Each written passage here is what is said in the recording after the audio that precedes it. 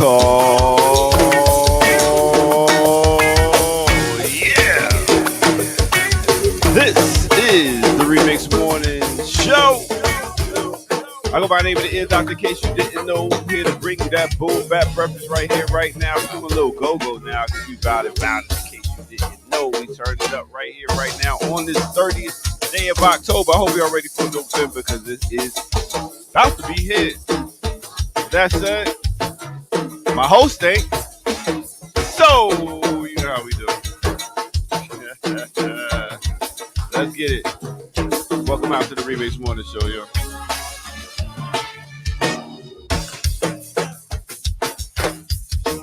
But, y'all, I was just playing around. Our host is here. Let's give it up for the legendary sister coming out of Maryland. I believe they are still getting it ready over there. And I'm bringing her on screen. Kim Brown.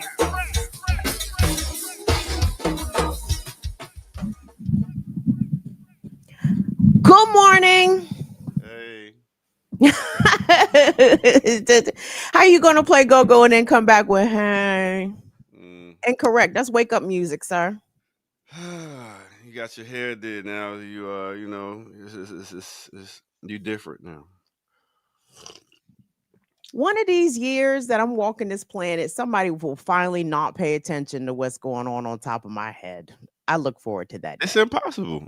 It's your greeting card. Your face, your head. I wish I'm gonna be like the kids. I'm gonna rock the Pooh Shiesty with a there rag. you go. You know what I'm saying? Can't nobody see me, nigga. I'm Ghostface out here. I told y'all.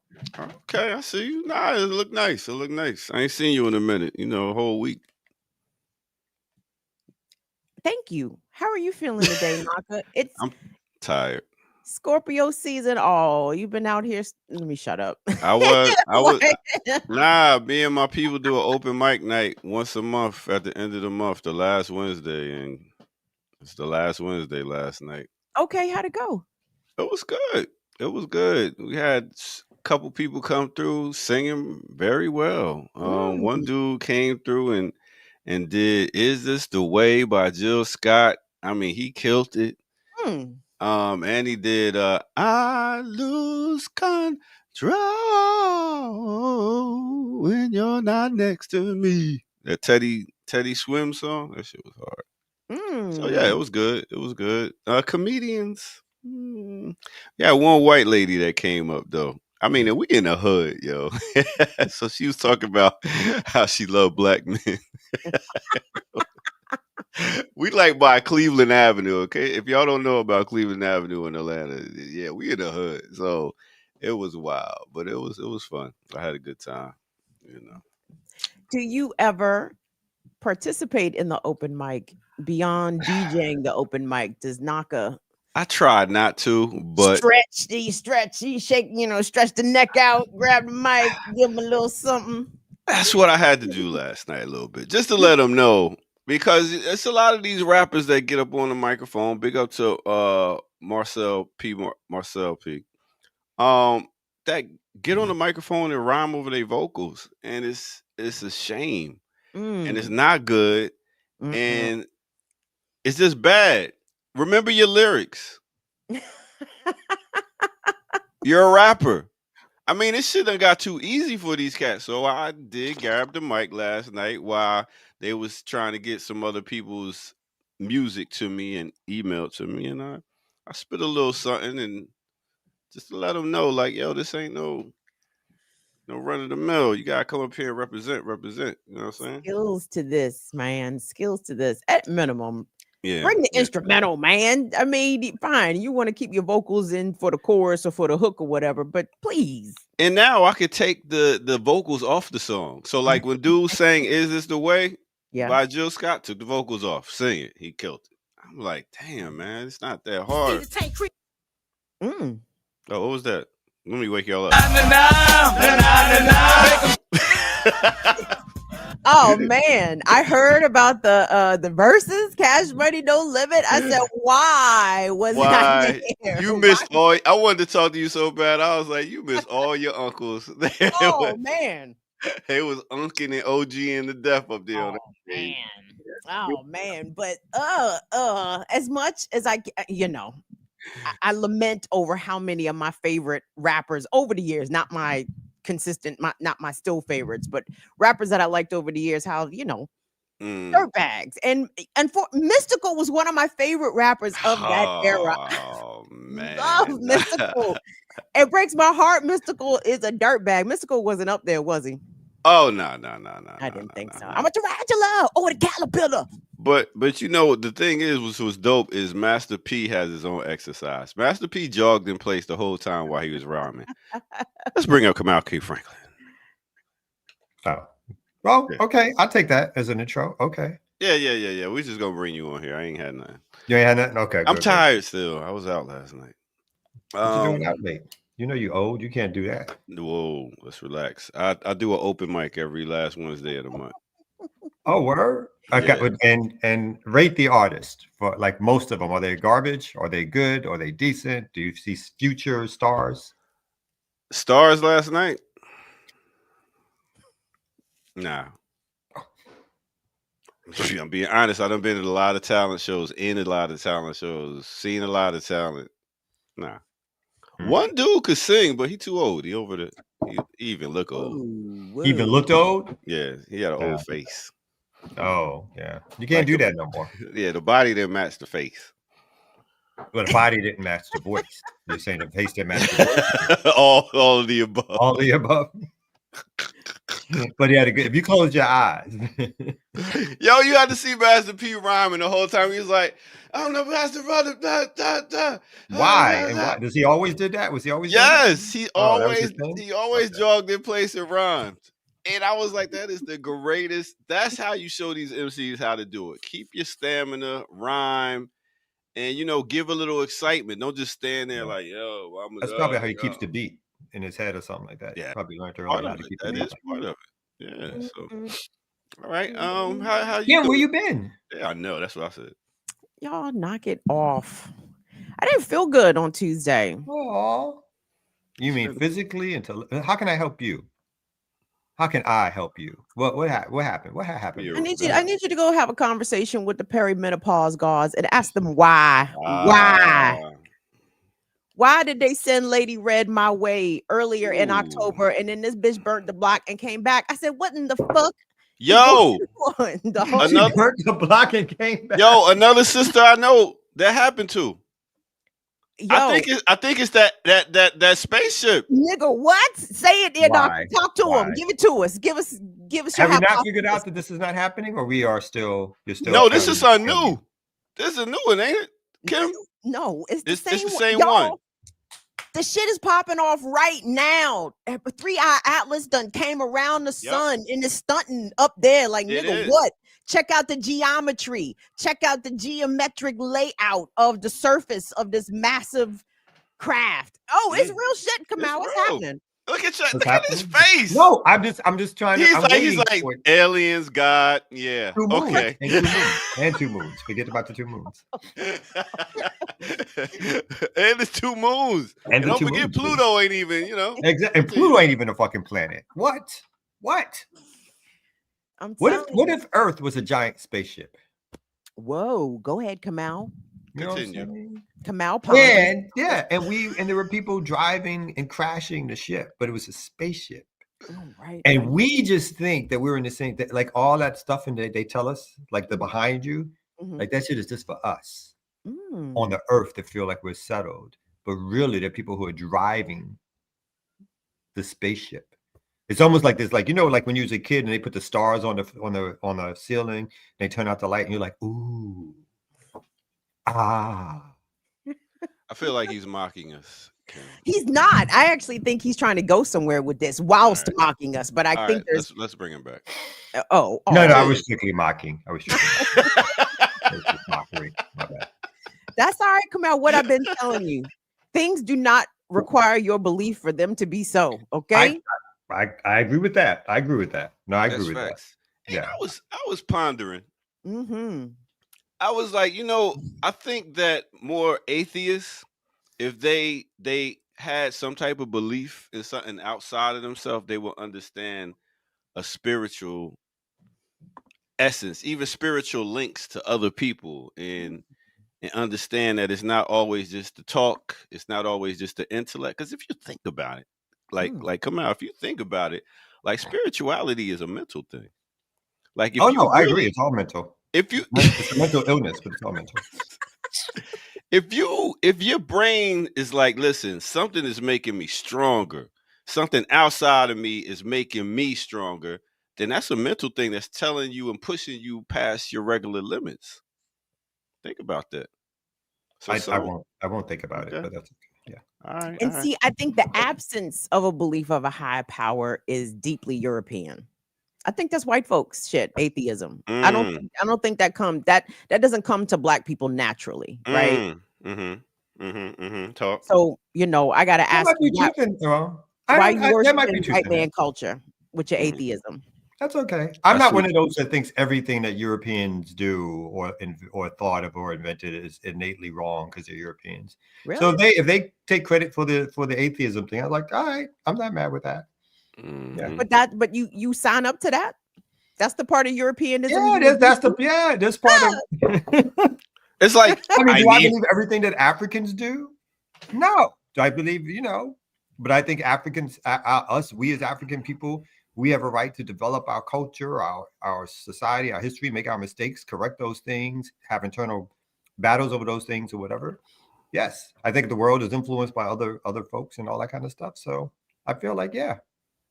Mm-hmm. So I can accept I'm a non-spiritual African. Yeah, that don't even sound right. Whether black people like it or not. That don't even sound right. That's like I know. Even when I said it sounded a little weird. That's like a Snickers bar with no peanuts. Who eats that? Well, come on now. When you hear some people talk about, certain godly things, you stop. Yeah, that's like, I mean, it sounds a little, like Martin Luther. He was like, "Yo, fuck what y'all doing. I'm gonna start my own shit." Wine. Huh? Water into wine. I mean, I would like that. Can somebody do that now? I mean, yes, it's called fermentation. Yeah, potatoes. Jesus didn't do fermentation. Didn't he drop a finger in the cup or some shit like that? It was like a magic trick. He did. Well, Jesus had I got the magic stick. See, that's when the other people took over and started writing. I think that was Jesus' original song. I got the magic stick. Wouldn't that be? That would be correct, right? No, that wasn't Jesus. See, he's stunting like this because Jackie ain't here, Kim. That's what Jackie would jump off. Jackie would jump through. I think she would jump through the screen. Oh! You just don't get it, do you? You heathen. Heathen. Shoot, my grandmother used to call some of my cousins heathens to their face. Yeah, I've been called a heathen before. Mm-hmm. But I used to love, So you've been to church and seen somebody catch the Holy Ghost, then you can understand spirituality. I've seen that shit. I grew up. So explain it. Charleston, South Carolina for a year. Explain it then. I mean, no, I think the mind is a powerful tool. I stopped at mental illness. I didn't say it. The mind is a powerful weapon and tool. The mind is very powerful. The mind makes us do a whole bunch of things. Yeah. It can, and then, like when you dance, you get into a certain rhythm and a certain groove, and your mind takes you away. I think the mind. And what does this shirt say? Dancing is spiritual. Yeah. No, I agree. But I think that's mind. I don't think that's, I don't think it's an outside force coming into them. I think that's all internal. You don't think it's a performance. You don't think it's an actual experience. I think it's an experience, but I think it's an experience that they're generating. Like we're generating. Like when I'm happy, when I do something, I'm generating that happiness internally or whatever. There might be outside conditions and factors that are why I'm happy, but I'm generating from inside. Nothing is beaming into me. Like the Lord isn't beaming into me to be like dance like I lost my mind. Do the 2-step real fast and then fall out on some nigga next to you. That is not God doing that. See, Kim, I think his European way of being taught has him believing all these mystical stories and shit like what God is, like Jesus is a He-Man or something. Come on, what do you mean? In the Bible, Jesus was a He-Man. Moses was a He-Man. Jesus, Samson knocked down the whole goddamn temple and his hair grew back. He just like pushed it. That was and the fact that Joseph stayed around after Mary got pregnant is crazy. Moses that's crazy work. And the water divided. Oh, I just got pregnant by God. I need y'all to relax. All right. Joseph was like, "Oh, at least that's to it." Yeah, my bad. There's many levels of spirituality absent of Christianity, right?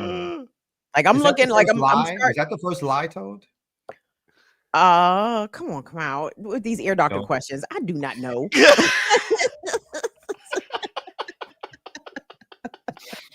True. Was the volcano the first fart? I don't know. That was. I learned from y'all, boy.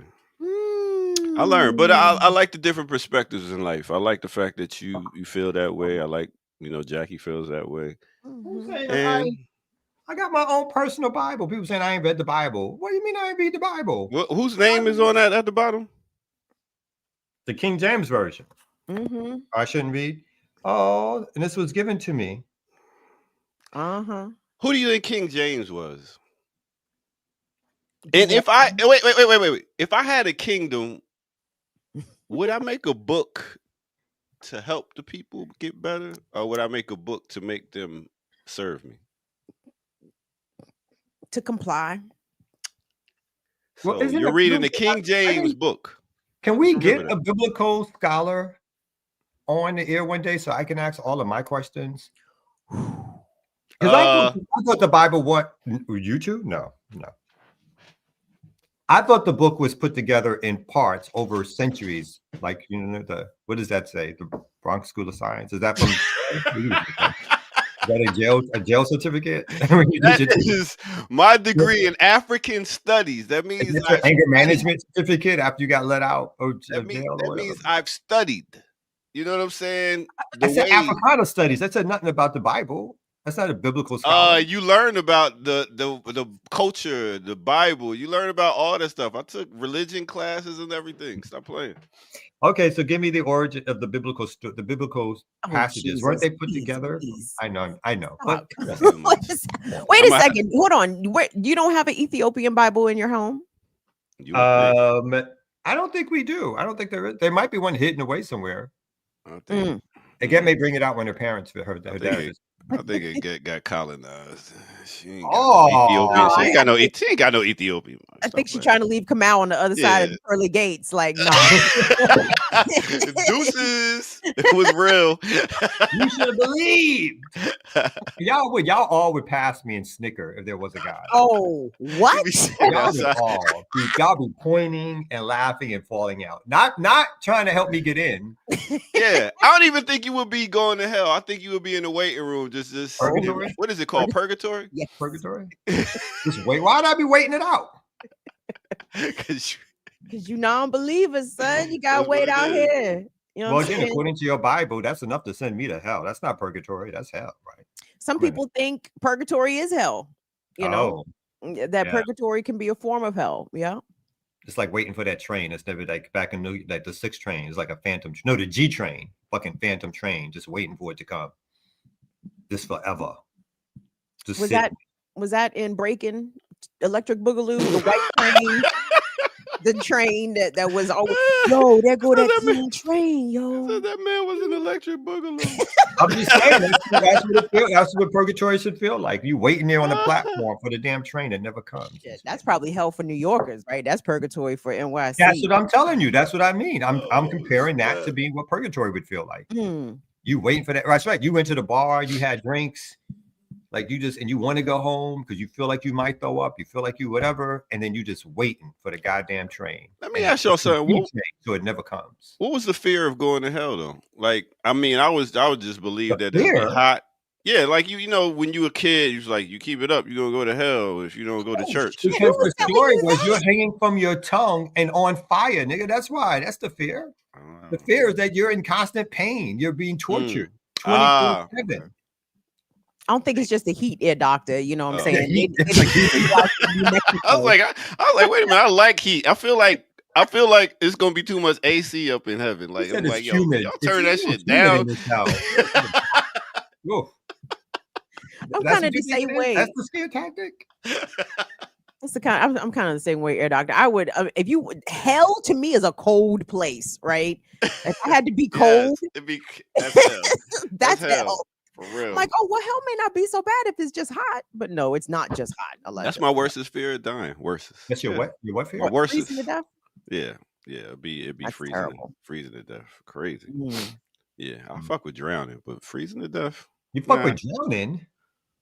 I told y'all about it. Like drowning wasn't that bad the last time I almost did it. Yeah, that's what I'm saying. Like after you eventually just pass out. Yeah.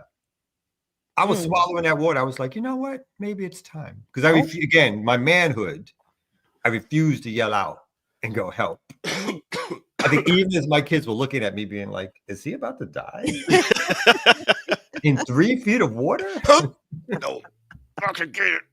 Like, is he playing? What's happening? And I think out of disgust, when they realized that I was drowning, she pushed me a little bit. And then I was like, that's how I learned how to swim. I got pushed in the water. Oh, that's terrible. Yeah, my cousin. Does that really work too? And that really people actually do? I keep seeing the movies where people do that, and I was like, that doesn't seem like that's a good tactic to me. It's bad tactic. A lot of people drown. A lot of black people drown. You know what I'm saying? Racism kept us out of swimming pools. Slavery. In a boat ride. But racism kept us out of swimming pools. So generations of black people consequently never learned how to swim. And it's actually black children are the most likely to drown. I've never heard that one. That was a luxury, like to be able to swim. I know, but I just have never heard that one, that we have higher rates of drowning because of slavery. We do. Well, not because of, I didn't say because of slavery. I said because you did. You said because of slavery. I said. Ear Doctor said because of slavery. I said racism kept us out of swimming pools. I'm pretty sure the river was wide open for us. You know what I'm saying? Anytime we felt like it we are so wrong. People are mad at us right now. Oh, sorry, everybody. We haven't seen each other all week. I know. That's what it is. That's what it is. Man, we really got to hang out like in person soon, man. It's been a minute. Man. Yes, they do this in real life, by the way, for those wondering. Now and Ear Doctor do exactly this. This is fun. What are you talking about? This is fun. My goodness. Yo, Minister Server hit me up. I heard he talked to you. He's joined CMB. He joined again. I think it's his second time around after a few years. Okay. Yeah, I know. I'm assuming something happened on the other side. And guess who he called asking to produce his show coming up? You? Oh, he gonna do it, and he's gonna finally do it. You gonna do it? Y'all got. I didn't come to no terms. We gotta have a hip hop show, B. Come on now. Yes. Oh my gosh. Huh? Minister Server's hip hop history, I think, would be a fantastic addition to this lineup and to this roster, because my man's is knowledgeable. He knows a lot. Got a lot of stories. I would tune in. Absolutely. Well, he's gonna start a quick on these breaks. I got some segments coming up instead of me doing the whole breaks all the time, and he's gonna start doing the hip hop story like he did back on the Renegade Culture show. Oh. Yes. So we setting that up. I'm gonna set him up so he can do his own thing. I ain't producing shit. No, he should. I feel like we need that. I think we've stopped. We got into the co-op thing, and but then we've stopped expanding in terms of shows and all that kind of stuff. And so I think our numbers are starting to go flat. So we got to do things to get some more shows on to make them like less flat. Like we still get like 100,000 views a month. I know for other folks that's not a lot, but for a station like this, I still feel like that's a lot of people who come in to check out what's happening here. Especially being suppressed like we are. Like I really feel like we're not getting out there. The algorithms are not allowing us to get everywhere, and it's not popping up on people's thing. Yeah, we need, and we definitely need. I think there's somebody I know that we need somebody to help us with the social media lift. As we've been saying for 4 years now, we've been saying that we need. I got somebody now. They don't know it yet, but I think I got somebody. You know how I like to do. I think I got somebody. I don't understand how y'all don't draft these children of y'all's into labor. Like, what? Y'all have Gen Zers in your home. I would be making them little ends do a lot of stuff on the computers. I just talked to my daughter yesterday about that. Actually, I told her I could give her a little payment monthly for posting and stuff like that. So good, like on Instagram, all that. Okay, I like that. So yeah, put they ass to work. I just got my son a job cooking at a vegan restaurant. He don't hardly eat no type of vegan food, but he gonna learn. No, we won't stop poaching BAP members. Ricky Ryan. BAP members, who we poach? I think Bryce. See, nobody even skipped a beat when I call him Bryce. I ain't gonna hold you. I was watching the Renegade Culture the other day, man. That shit was good. That shit was hilarious show. That was a funny ass show. No, it was. We were good for a time. We was. Yeah. We had a good time. I know it's Evan, but see how nobody even said anything. I said Bryce, and nobody even said anything because I feel like that's his other name. He looked like a Bryce. He looks like a Bryce to me. He does. Like the bald head, no mustache, no facial hair. His African name will be Bryce, I think. Yeah. Is Bryce an African name? Let's not worry about the details. It's West African. Like West. It's West African. Oh shit! All right, listen, y'all ready to do some news or something? You know we got a run sheet. We got a run sheet, so go ahead and make sure y'all pull it up. We did some stories already yesterday. Me and Ricky and Renee. I had to pull a double yesterday. Double Leos. Lucky you. Look at you. Got to be on with not one but two lionesses. Love it. Yeah, it was all right too. You know how we're talking about? We haven't talked about this dude. What's his name? Graham? Is it Planter? The guy from Maine, the white. With the tattoo. I'm late to the game. I just heard this story about the fucking Nazi tattoo he has. Oh, word. Let's get to it. Let's take. Who is this nigga? I'm gonna tell you. Okay, don't go nowhere, y'all. Don't go nowhere. We're gonna take a quick break and come right back, and we're gonna get into some news right here on the Remix Morning Show. Let's go.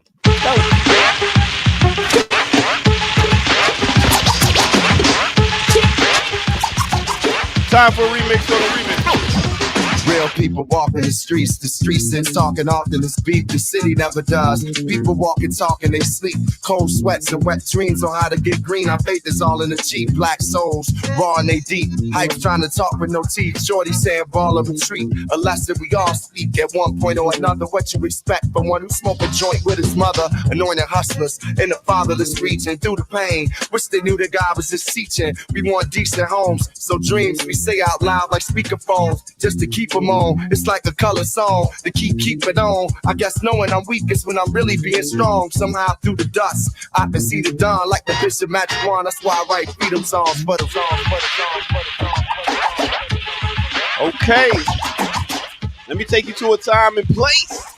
Let me take you back to 1989 with your girl, MC Light, off the album Eyes on This. Name of that song is Cha Cha Cha. Mixed with a little bit of 2005. We talking about with your boy Common off that B album. The name of that song is Real People. Hit that like button, subscribe if you're new to the channel. Go to patreon.com, become a member over there, get footage that's rare, donate where? At blkliberationmedia.org. Yes, go there and get yourself some merch while you at on the site. So you can look like that. Well, you'll never look like that. But at least you'll have a hoodie. All right, let's get back to it right here. Oh, on the Remix Morning Show.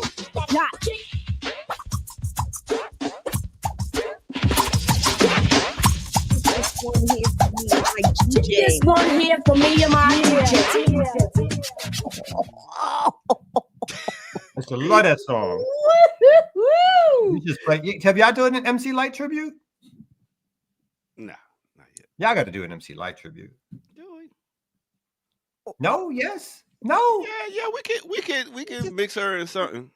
Kim, you're not an Hold MC Light on. fan. I don't have any objection to an MC Light tribute. I just want to pay homage right now. Did you hear what my man's did? Did you hear the way he freaked that Common the people? He did. But it stood out. It was MC Light.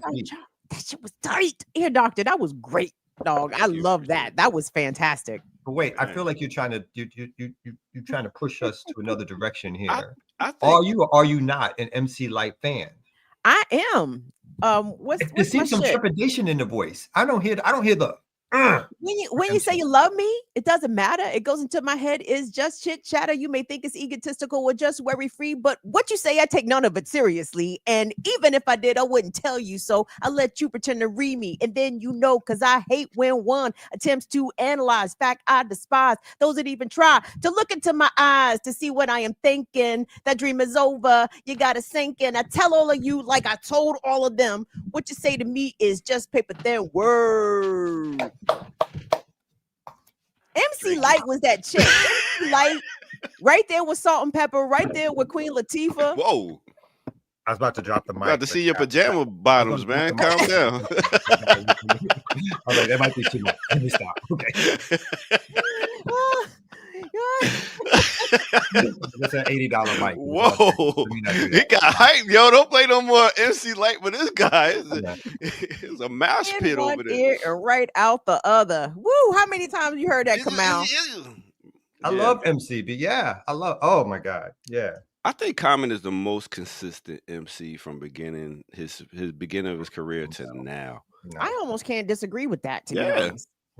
Fix your face. Who you know is more consistent in the lyric, the pattern, the messages, keeping up with the times, and still giving you classics? I mean, Black Thought, you know, I just don't think he did his shtick well always. Wow. And I thought he rhymed off beat. I just was like never a huge Common fan. He rhymed off beat. It just felt, Black Thought. Thank you. Paul Hurt. Black Thought is the most consistent. Black Thought might be the best rapper of all time, and he's underrated. I would agree. I would agree with that also. I think Black Thought is probably the greatest MC of our generation. Yeah. Black Thought does not get the credit he deserves, B. Y'all know that. I still don't think Black Thought can. You don't think he's better than Common? I don't think he can out freestyle Common. What? I think Black Thought got a lot of written rhymes, but I don't think he can out freestyle Common. Oh, sorry. Ear Doctor fell and left the show. He won't be back today.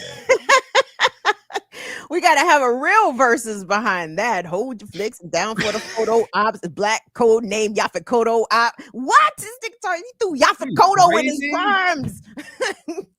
Yeah, written rhyme. We're Common talking freestyle. You saying Common can't even flow like Black Thought be? You're missing the point. No, you're only saying freestyle, but I'm that's all. That's all I'm saying. I'm not. And Black Thought is one of my top 5, so I'm not even. And Common is not one of your top. He's 5. not. Okay. Yeah. Trust me, it's different categories when it comes to MCs and stuff like that. Paul also said Common is renowned to not be a good off the head rapper. We need Paul on the show. Apparently, Paul has. Paul don't know what the he talking about. Who is Paul? What is his stats? Come on, stop. All right. What did my girl Maya Angelou say to the one girl that called out her name? You have no license to call me that. Paul has no license. Later. Oh, you guys, so silly. Kamau, how lovely to see you. I know. I always miss it when you're not here. You gotta. You know what I'm saying? I don't like your days off. Yeah, I like your days off. Take off Wednesdays. Tuesdays and Thursdays, you belong to me. I didn't. Whoa. Being possessive. Yikes. 8 to 10. Okay. What do you say when a man says, "You're mine"? You're mine. You run the other way. You run the other way. That is correct. And arm yourself quickly. And arm. Man, them dangerous out here, Kamau. Everybody, watch your back. Head on a swivel. Men too. True. Hey, doctor, let's go ahead and kick the 2-step into the news, my good bruv.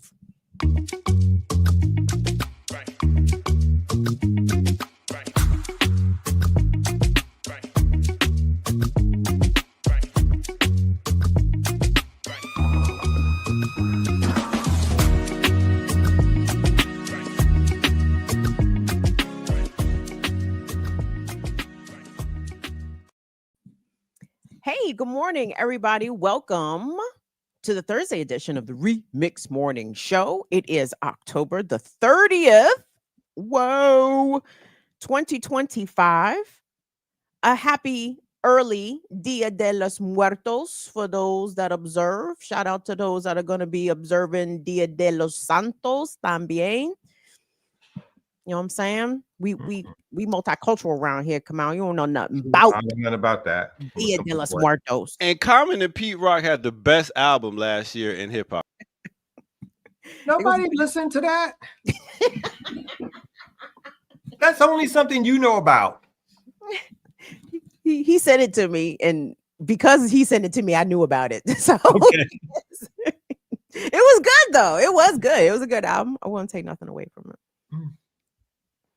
Did you know, Kamal, for Dia de los Muertos, they actually, a couple of days before Dia de los Muertos, they celebrate the pets that have transitioned?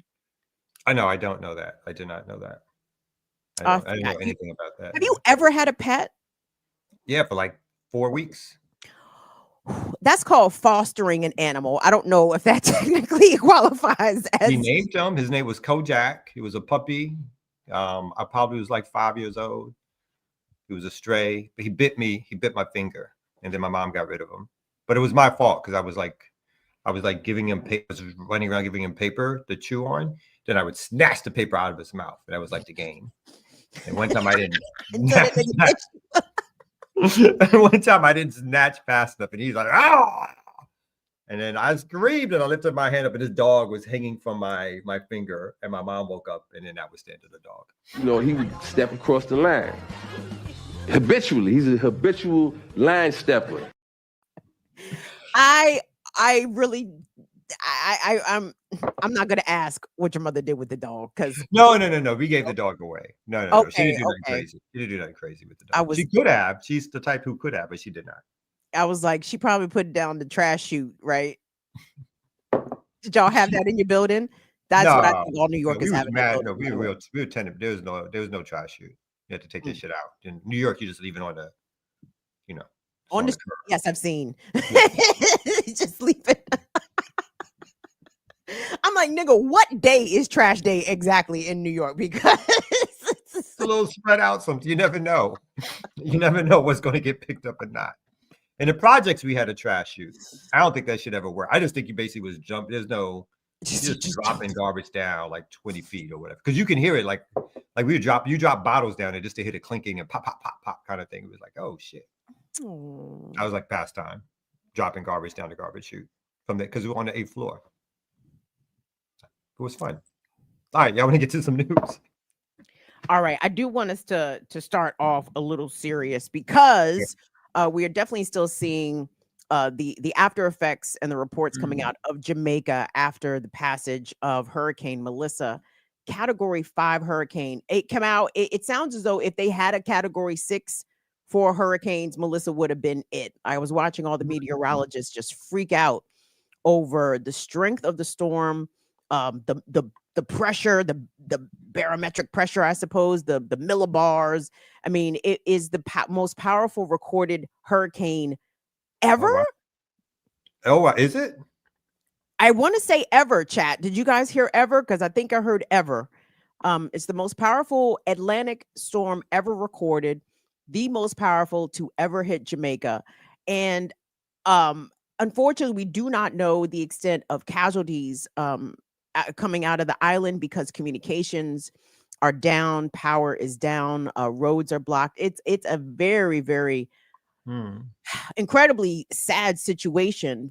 But I want to know that there's I don't know. I mean, I know there's a lot of aid allegedly coming from different places, but the Caribbean is hot right now. Unfortunately, I'm curious what the amount of like military shit in the Caribbean, especially coming from the U.S., how that could impede, possibly hinder assistance and aid getting to the island in the wake of this devastating hurricane.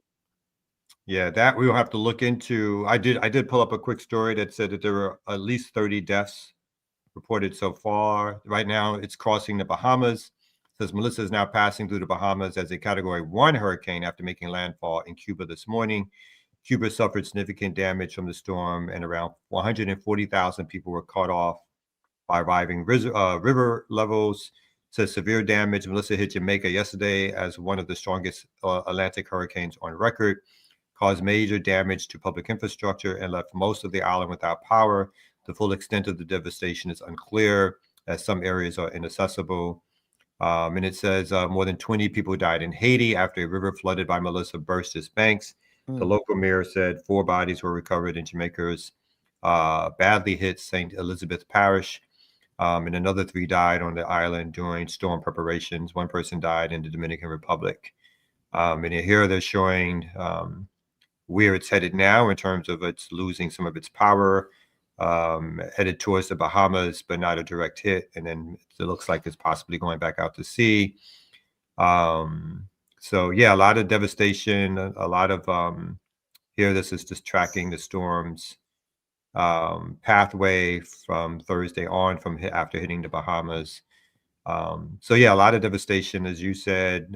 Here at the very least, it says one of the most devastating hurricanes. And then, the thing that we do have to talk about is the public infrastructure of a lot of these countries, what they can afford to rebuild, what they have to rely on for donations. So there seems to be, there's a lot going on in terms of the devastation around a hurricane like this. And as island nations and nations of the global south have been telling us for decades now, it's going to be them that is going to bear the brunt of climate change first, right? Now, with Melissa, it went from, I believe, either a tropical depression or tropical storm to a category 4 in less than 12 hours. A 24 in a very, very short window. And we have seen a number of storms over just the past 2 to 3 hurricane seasons undergo this rapid, what the meteorologists call rapid intensification, because the waters of the Caribbean Sea, the Caribbean, are so warm as a result of increased, temperatures coming from greenhouse gases. And just basically heating up our oceans, melting glaciers, etc. But because the waters are so hot, the storms are able to gather up a lot of energy in a short amount of time and go from would be benign weather incidents to incredibly catastrophic historical disasters, right? I think this happened in Mexico. Was it last hurricane season, guys, or the one before, where the storm, I think it was Hurricane Oscar, destroyed or badly damaged Acapulco, and it went from like I said, a tropical depression to a category 5 in like 12 hours. It was crazy. Mm-hmm. And like you said, and the again, like it's the ways in which climate disaster is occurring, and who gets impacted by it, and then who doesn't have the resources to do anything, because the U.S. will again do what it's doing in Venezuela. It'll bomb you, it'll threaten you, it'll embargo you, because these are man-made disasters. Obviously, there have always been hurricanes and so forth, but the amount and the intensity of them are continually to increase over time. And it begins to erode the landmass even, right? And then when those folks need to go someplace else to live, the United States ain't gonna let them in, even though it's the U.S. policies internationally that's caused the business class that's caused the erosion, right? So, yeah, I mean, but some of these nation states, I just feel like their governments just have to wake up and band together and have this a more solid policy against some of the stuff that's happening, as opposed to just accepting it as the outcome of living in an island nation, because it's not strictly that. There are other factors that have to do with like Western imperialism and economic forces that, if not battled against, will just make this worse. And they'll close the borders here, so you can't come here. So, and the gag is the United States itself is not even ready to deal with these climate disasters. I mean, I think there's folks still displaced from Hurricane Helene last year, a late in the season storm that came inland in a ways that most hurricanes don't usually do, right? So Eastern Tennessee and Western North Carolina and parts of Georgia, I think people are still displaced and affected by this. No, climate change is nasty work.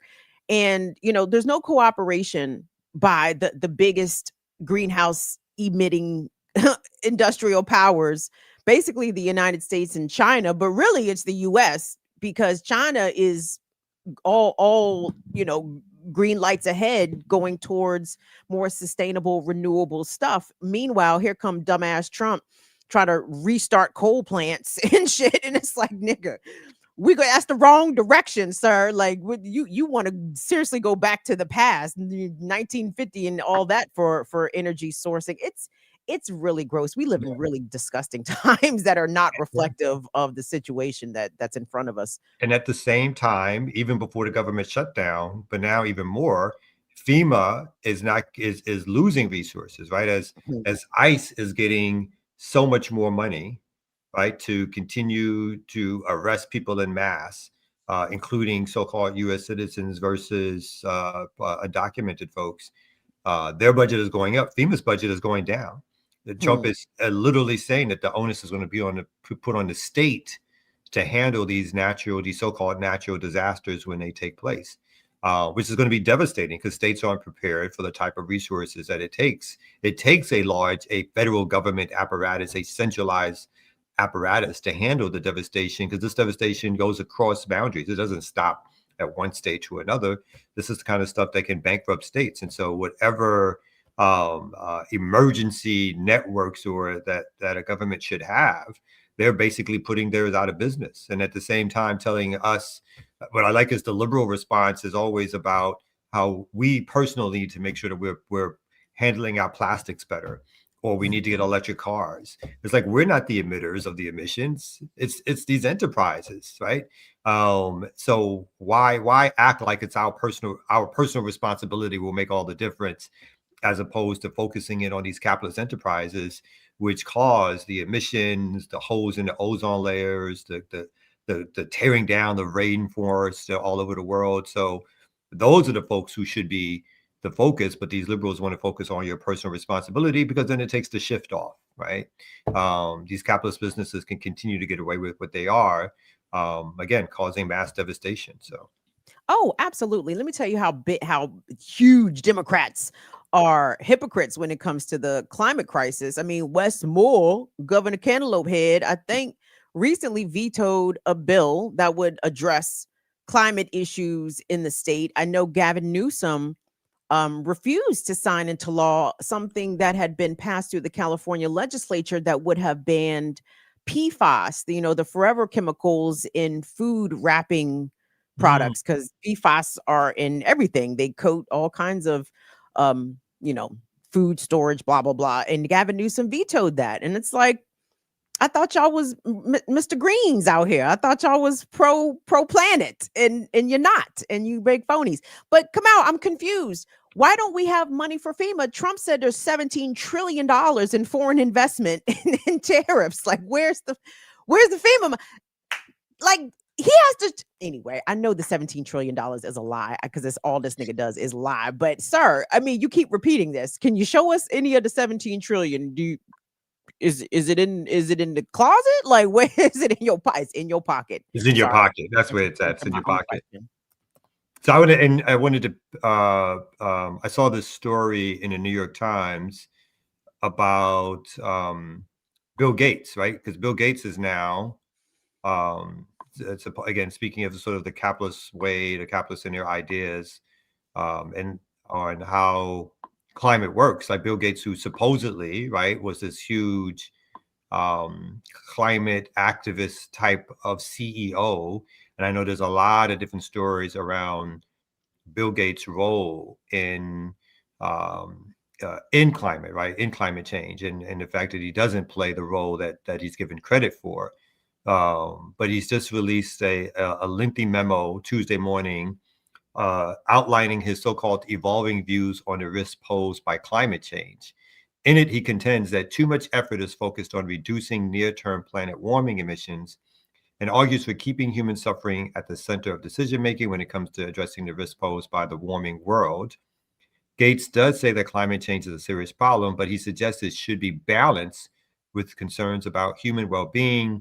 Quote here, although climate change will have serious consequences, particularly for people in the poorest countries, It will not lead to human demise, he wrote. Only the poor people's human demise. Don't you worry about that, right? People will be able to live and thrive in most places on Earth for the foreseeable future. So he's now taken his own turn. Again, I think probably somewhat of a capitulation to interest, maybe with the Trump administration and so forth. And again, people have said over and over again, like, he's promoted himself in a certain way around climate change. But the impact of what he's done around the world when it relates to climate is more for profit than it is for outcome. And it's more for control of resources than what it is for outcome. And so I think even now he's shifting from where he was, because it feels as if now, because of this overt white nationalist government, that again, the billionaire class is lining up to make sure that they're on the good side with all these different government contracts that they are looking to get. And the way that Trump plays favorites, he's looking to be one of their favorites. Bill Gates, I know, isn't he the largest landowner of farmland? That's what I heard too. And it's like, well, what do you need all this land for, sir? if you're not concerned about climate crisis, or you don't think that it will result in human demise, don't you have a bunker or 5, Mr. Gates? Why do you have all this retreat space? And speaking of, who's really not going to fare well? I mean, obviously we know people of the global south, but really no one in the world is going to fare well, because if you recall, in Europe, you were in Europe over this past summer. Europe experienced a tremendous heat wave that the Europeans are not accustomed to feeling, because they're not used to all that heat, and they don't have air conditioning. So guess who's really not going to fare well during climate global warming? Says here, Bill Gates is the largest single owner of private farmland in the United States, with a portfolio of nearly 270,000 acres acquired through various investment firms. He does not farm the land himself. Thank you. I think we understood that, AI. Instead, he leases it to other companies for agricultural operations. While his large-scale purchases have drawn attention, about 40% of U.S. farmland is owned by non-farmers, including other wealthy individuals.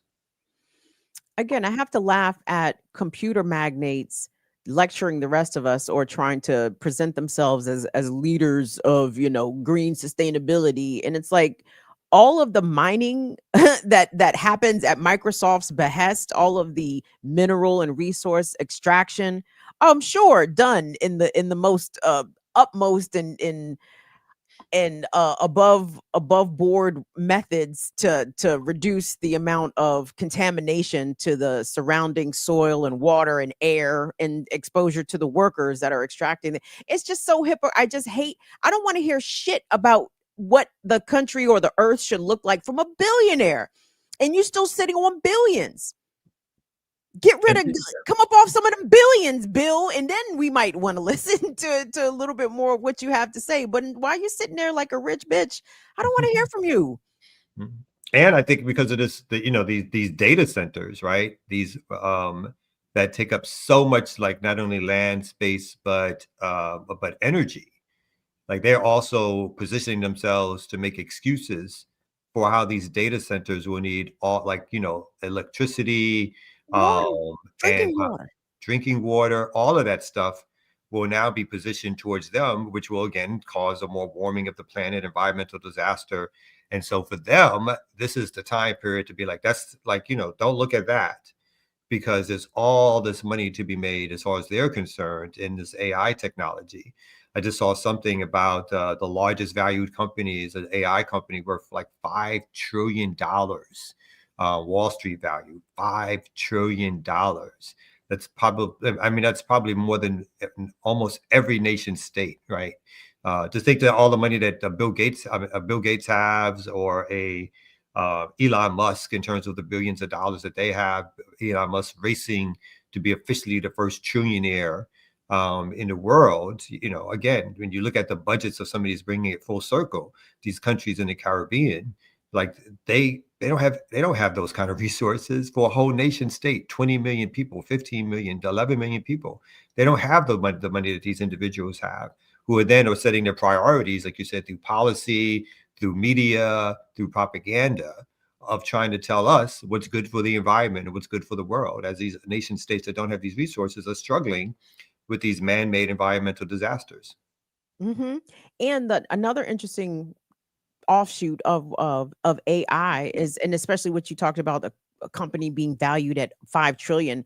Many are speculating that the AI bubble itself is about to burst, because for the amount of investment that not only governments but private industry has put into artificial intelligence, where is the revenue stream? Where's the model? How does this thing make money? We see it can gobble up many billions of dollars. How do you monetize it? How does it actually come back? And they're discovering that, a lot of people aren't signing up for those AI premium chat GPT whatever subscriptions, because it's like, for what, nigga? Google is free. I'm gonna pay an AI bot for why? So who is the dipshit? Is it Sam Altman? Yeah. His is what? Open AI? Is that his company? I can't remember. So whatever one he has, he's about to start offering pornography. and the experts say that, listen, when you start slanging porn, that means your revenue model is like, if you got to start banking off, spank banks basically, or the AI erotica or whatever it is, it's like, oh, you actually not really able to make any other money besides. It was porn and something else, guys. What did the AI open AI said they was going to start doing? It was the erotica, and it was another thing, but people are like, that's that means your profit model has hit the skids. So anyway, but all this overinvestment, the way that the Trump administration, but also, again, a lot of Democratic leadership, governors, et cetera, pushing for this AI data center expansion. We're seeing it here in Maryland under Wes Moore. What's the benefit for the community? And it doesn't really seem to be one, to be honest. Like, if it's hogging up resources, driving everybody's electric bills into the stratosphere, all while drinking up the clean water that people need. It's like, I'm sorry, we're just going to hand over society to the data centers and to AI for what? So I appreciate this issue as an environmental justice one of sorts, because it seems as though I'm seeing communities, Black, white, Indigenous, Hispanic, seem to be rallying together to oppose the expansion of these data centers around the country. That does seem to be a little bit encouraging. Yeah, I agree. The only problem is that the local governments are not. The mayors, the city councils, they're getting pitched these ideas as job creators, and all that kind of stuff. And they're buying it, of course, because they want to be the place where, 300 more jobs are created, even though that's not enough to compensate for all the destruction and damage done. And it's really not a big revenue lift for these cities. So it's almost like building of the stadiums, right? It's like, isn't it nice that we have these big shiny buildings in our city that makes us an international city? It's like, yeah, but what's the outcome for everyday people who are living in these cities? Like you said, like higher water bills, like fucked up electricity bills. They're getting that cost passed on to them. And that cost will be passed on to the consumer as those companies get their tax breaks and their discounts from the power companies. Those power companies want to make it up somehow, right? They're not going to charge their capitalist friends as much, but you know who they will charge. My Black ass. Listen, I had to have words with Pepco this week. I had to call Pepco. We need to have a conversation, right? And I had to have the same conversation with Washington Gas. I had to tell Washington Gas, y'all better call Pepco, because Pepco got your fucking money, okay? Like, Washington Gas. You asking me where the money at, nigga? Pepco has your money. That is where your money is, Washington Gas. You should go call Pepco. But speaking of who got the money, who got it? Damn sure ain't me. Shit. It's wild. My friend actually worked with these brothers right here, and he was talking about the big thing that they get from these data centers is data, so they can figure out how to sell you more stuff. It's wild. He worked with these brothers right here, the Coach family, or the Coach brothers. That's right. You got it right. The Coach. Call them niggas Yeah. Incorrectly. Yes, by their name. What is it? Coke? It is Coke. Coke. But you're Okay. right. They probably the COKE brothers too, right? Hey, Be you my know. guess. Yeah, so he's like all they want is data so they can sell you more stuff. But not only that, it's the data to sell us stuff, but it's also the surveillance state, right? So all of these license plate readers, all of this ring camera footage, all of this drone stuff, like everything, they need to warehouse it somewhere, you know. And so the surveillance state is really what is, you know, the main gobbler. I'm The gobbler. This Gobbler. day, Jive Turkey's Day is coming up. Gobble gobble. Hey, I hope everybody is boycotting damn Thanksgiving Day. Nah, it's over for all Christmas the now will American finally citizens. embrace Kwanzaa. All right, what were you about to say there? Oh no, really quick. So I was going to show Amazon opens $11 billion AI data center in rural Indiana as rivals race to break ground. Look at this monstrosity. Look at this thing. Wow. Um, But again, the gag is Amazon just laid off 30,000 workers. Yeah. Make it make sense. Make it make sense. No, it makes no sense. Except, but like you're right. That's the thing. I think the evaluations like this is fake money, right? This is Yes. Wall Street money. This is not about profits that they've already gotten or resources they got. This is all about people piling on again under the idea or hope that these investors that they're going to get more money somewhere down the line, but the investments are huge without that kind of like revenue stream coming in to justify some of these costs. So they also are paying robbing Peter to pay Paul. And part of that is laying workers off and all the rest of it to build out these big data centers. So unless they get these big government contracts for espionage and spying and surveillance, there is no other way for them to make billions of dollars because so apparently people are not signing up to enough to have like to what is it to I think I talked about this a few months ago to have their deceased loved one come alive for them on a computer and speak to them and all that kind of stuff. So yeah, I seen those they make the old pictures come alive and they'll be talking. Yeah. And then they have you like they fill the information of like if they wrote letters, if there's recordings of them, you telling them what the person was like. So all these ways in which it's supposed to make a sort of a similar version of the person who died for you to have morning conversations with. It's like have you stuck in the past and not thinking about the future? I mean, but what does that also do to the individual? I know I'm talking to a pair of heathens here. You guys may not. Well, wait. I'm sorry. A not single pair, heathen. One Just heathen. I mean, what does that do to the person's soul potentially? Are you holding a piece of them here on this earthly plane just so you can have a conversation with them in the morning? Like, what if they want to go on up to glory and they can't because they're being held in digital purgatory because you missed them? Well, that's the whole thing about this weekend. It's really the Day of the Dead, not Halloween, where different cultures like the Mexican Latino culture do the Day of the Dead. Like we've seen the movie Coco. No, you ain't seen the movie Coco. No, I've seen it. You both are crazy right now, but I love it. But the thing is, you're always supposed to have an altar, and you're supposed to always keep them alive by going to that altar, saying their name, keeping them alive that way. Well, like ancestor veneration, which I understand, and that's a deep tradition. But this digital stuff is an aberration, right? Like that's to go and remember my loved one as opposed to summoning them, right? For them to join me over brunch, like yeah, that's wild. I don't know. And think about it. What is it like? Not only are you paying a monthly subscription, I'm sure there's ways these companies are sneaking in commercials before you get to speak to your loved one. I'm sure they're programming your loved one to say, remember, we used to go get such and such for only $3. You should go buy such and such and such. It happened the next time we speak. Wow. So I'm sure they're slipping in messages that are around profit making and the rest of it. So it's never going to, obviously, it's not going to be some pure example of what your loved one was like. And you're right. It's like there's other ways to let go, right? And if you can't let go because some company is holding you there in front of a computer, as opposed to you living the life that you remembered with the other person in the first place. So yeah, it's a way of holding and a way of capitalizing off of individuals, off of people's sadness and misery and whatever of somebody being gone.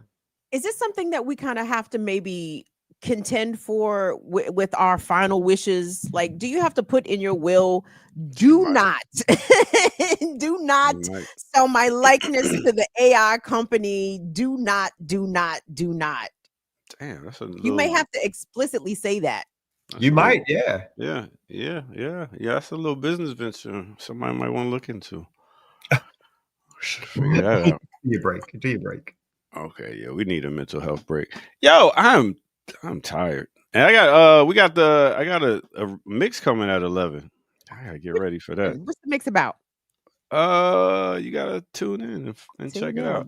Sundays on Thursdays. Yes. Yeah, pretty much. Because I was out last night doing this, man. Tonight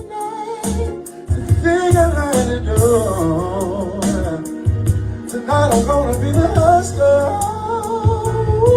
Oh, not bad. Singing this the way. I told you that dude was nice. Old Face was nice. That's his name. Sir, what? Why would you call that man Old Face? Old Face killer. Old Face killer. He killed this is why the mandem is in the state that it. Look how y'all treat each other. I loved it. It was good. Yo, the dude was nice. Yo, I mean, sometimes your face just won't allow you to get into place. All right, let's take a break. Right here, right now on the Remix Morning Show.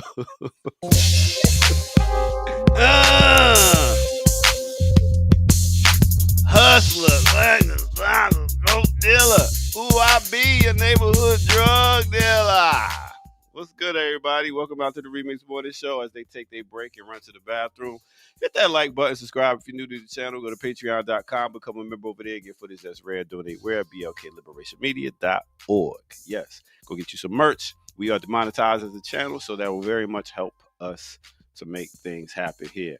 All right, boom. So as you've seen on the cover today, Master P. Let's talk a little bit about this guy right here. Is it working? I thought it was working. I don't know. My thing is... There we go. All right, boom. So let me tell you a little bit about Master P. Percy Robert Miller. Yes, we talk about rapping, producing, executive. He even was dancing with the stars. He did some movies.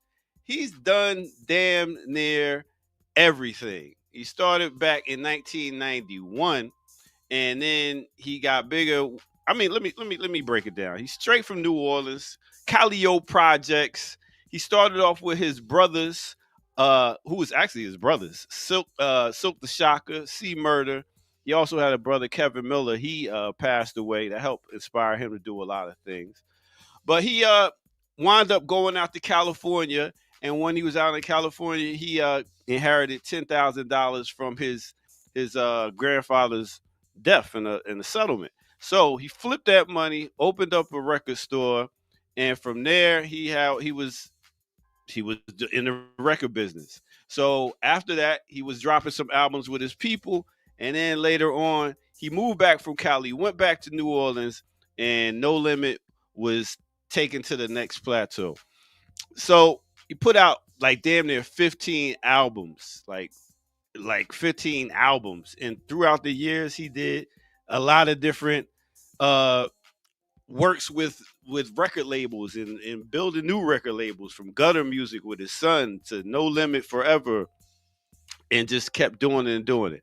Now, when we talk about the business of Master P, this guy, black wife, family, kids playing basketball, doing rapping, doing everything. You talk about a real family man. He invested in a lot of different things. We're talking about Foot Lockers, real estate, stocks, music, television production, toy making, clothing. Dude even got cereal. Stop playing. I mean, The fact that he came up from these projects and just started just doing this, that, and everything. And that, my biggest thing I take from this dude is he did not have any fear. He said, you know what, I'm gonna get out here and I'm gonna make things happen. So that he did. He even played in the NBA, y'all. I mean, it's a lot of dream for rappers to be in the NBA, but this dude actually played like for the Toronto Raptors, Sacramento Kings. He played. He tried out and stuff for different Charlotte Hornets and stuff like that, but he actually got to play, and now he became the head coach and president of basketball operations for the University of New Orleans basketball team. I mean, when you talk about somebody that's done it all, this guy has done it all. Movies, everything, even pro wrestling. Dude even was in the WCW doing wrestling with his people and came back this year and made an appearance on AEW Dynamite.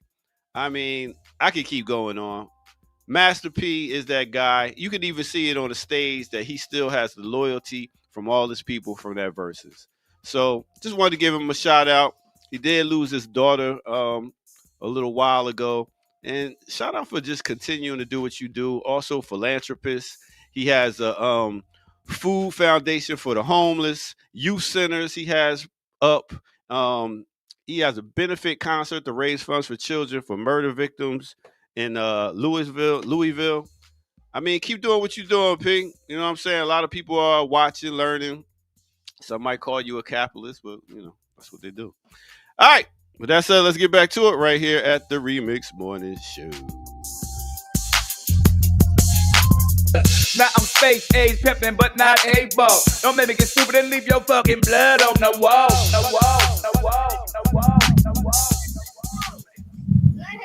Great times.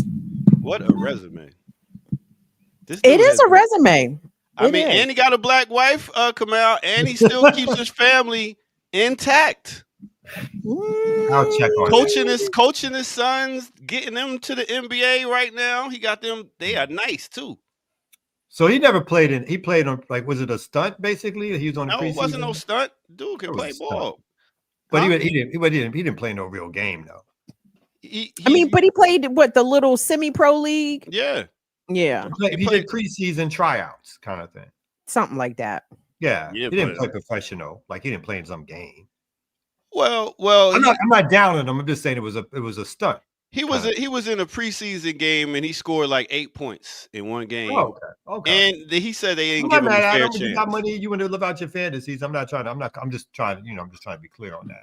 Yeah. He was and he played ABA, which is not the NBA, but the ABA, Las Vegas Rattlers in Long Beach Jam. He played for them. I mean, dude is. I must admit, though, I was never a fan of the music. Yeah. I don't know that. It was too far away from New York. So I was like, I don't know none of that shit. Only the ones that were the radio hits, man, I might know, but never I'm not in the catalog of Master P. We was deep in the catalog of Master P around here. Let me speak for him.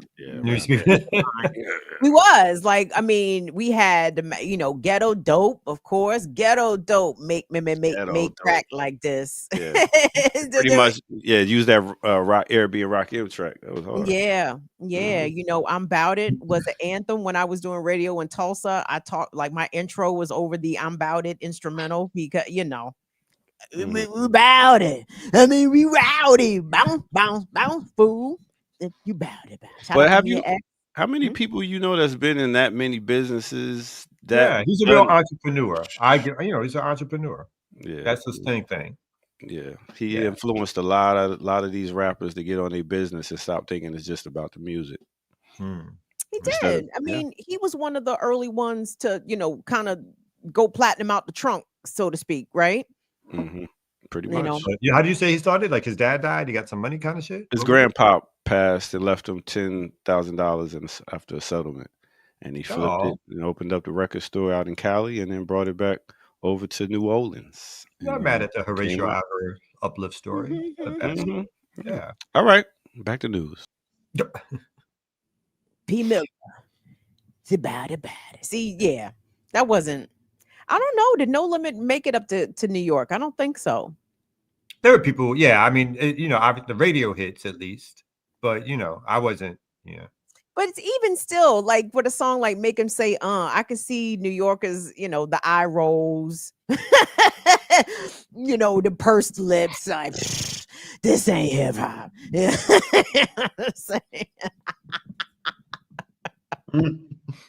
Some of us. Ricky is how saying your yes, it folks did. do. Ricky is saying yes, it did in Well, caps. did they enjoy it, Ricky, or did they mock it? Did they, poo it? I don't know.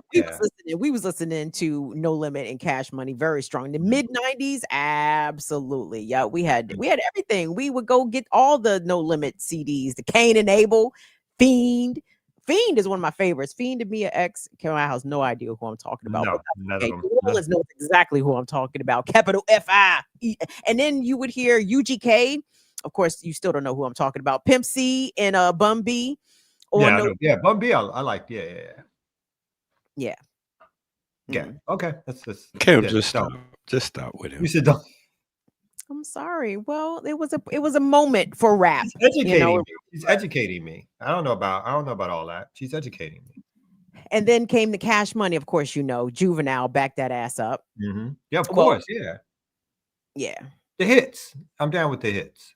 I told you guys my funny Juvenile story, right? Oh no, lay it on us. Real quick.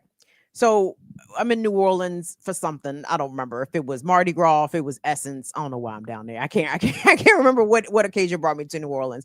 It's millions of people on the street. So whatever hotel I was staying at, I'm walking out the hotel with my girlfriend and I see Juvenile and I had my camera with me. I said, oh, let me go over there and see if I can get an interview with him real quick.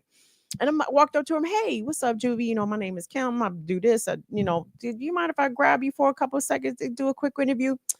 Oh, shorty, my wife is right there. My wife is over there. I'm looking at, I'm thinking to myself, okay, do you want her to come over? Like, I'm just saying, if you want to give me I'm like, sir, oh, I'm sorry. You thought I was coming over here to holler? Is that what you thought? No, sir. You're safe. You're safe. The wife is to call her over. Let me introduce myself to you. Not interested at all. Like he really was like, I can't, like almost like I can't believe you coming over here to talk to me. My wife right over there, sir. What? Maybe to his defense, maybe it's happened a few times. Happened a few times. Come on. But you were like, not over here. Listen, the amount of so-called famous dudes who have, gave all, I'm like, dog, like y'all chicks must be really just coming up and just throwing it at y'all because, sir, let us be serious if we could for a second. I'm good. Like, don't worry about me. Your marriage is safe from me. I'm sorry. I want to go to the story on this dude, Graham Plantner, and I want to get your opinions. Okay. Who is is this the white man running for Senate in Maine? Yes. So I'm going to bring up one or two things really quick just to show people. Wait, I have a question. Why are you interested in this man? From Maine? Because I feel like it's the larger tale of how white folks look at politics. Okay. So part of this battle is that, and just for those who don't know, I assume most people do, Blattner is running for Senate on a Democratic ticket, running for senator in Maine. A lot of fanfare behind it. A lot of like, oh, he's the kind of candidate we need. He's been endorsed by Bernie Sanders. He speaks to the working class, blah, blah, blah.